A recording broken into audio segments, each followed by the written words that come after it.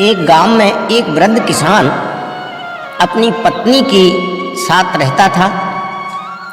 किसान की पत्नी युवा थी और किसान वृद्ध हो गया था। पति के वृद्ध होने के कारण वह अपने पति से हमेशा झगड़ा किया करती और उसका हृदय सदा पर पुरुष की ओर आकर्षित रहता था। वह प्रवृत्ति से उन्मुक्त थी, कभी घर की चार दीवारी के दायरे में बंद कर नहीं रहती थी। सैर सपाटे में उसका मन बहुत रमता था, जहां उसका पर पुरुष से मेल मिलाप होता रहता था।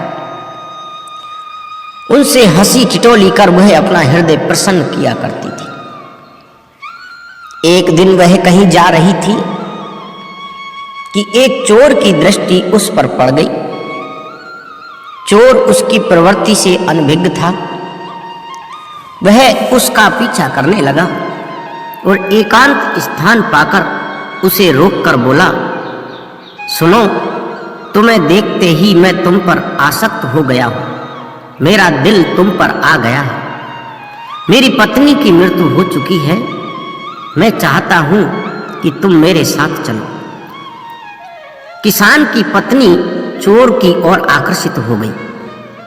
कुछ सोचते हुए वह बोली, मुझे तुम्हारा प्रस्ताव स्वीकार है, किंतु मैं आज तुम्हारे साथ नहीं चल सकती।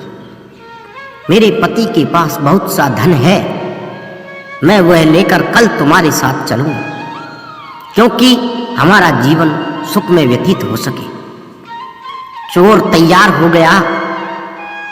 प्रातःकाल उसी स्थान पर मिलने का तय कर दोनों अपने अपने घर लौट गए। रात में जब किसान सो गया तो उसकी पत्नी ने सारा धन समेटकर एक गठरी में बांध ली। सुबह होने पर वह निश्चित स्थान पर गठरी को लेकर पहुंच गई। चोर वहां पहले ही पहुंच चुका था। दोनों साथ में दूसरे गांव के लिए चल पड़े। चलते चलते मार्ग में उनको एक गहरी नदी पड़ी।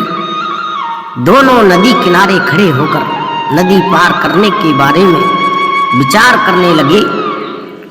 चोर सोचने लगा कि इस स्त्री को साथ ले जाना तो विपत्ति को आमंत्रण देना है। कोई ना कोई इसे ढूंढता हुआ अवश्य ही मुझ तक पहुंच जाएगा और मेरे लिए संकट उत्पन्न कर देगा। अतः धन हत्या कर इससे अपना पीछा छुड़ाना ही उचित होगा।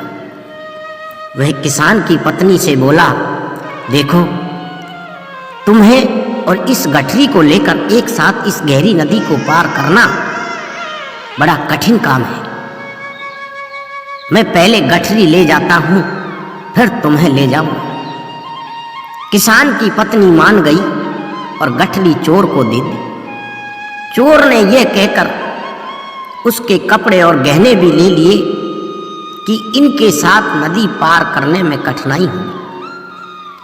फिर वह गठरी, कपड़े और गहने लेकर नदी पार चला गया और लौट कर नहीं आया। किसान की पत्नी प्रतीक्षा करती रह गई। उसकी करनी ने उसे पूरे गांव में लज्जित कर दिया। इसलिए हमें अपने कर्मों का फल अवश्य मिलता है। स्वार्थ में अंधे होकर अनुचित कर्म करने पर उसका अनुचित फल ही मिलेगा। इसलिए हमें बुरे काम करने से डरना चाहिए और किसी भी बुरे व्यक्ति का साथ नहीं देना चाहिए। अगर बुरे का साथ देंगे तो हमारे साथ बुरा ही होगा। इसलिए हमें नित्य नए अच्छे काम करने चाहिए, जिससे हमारा समाज में मान सम्मान, प्रतिष्ठा, यश, शोहरत बढ़े।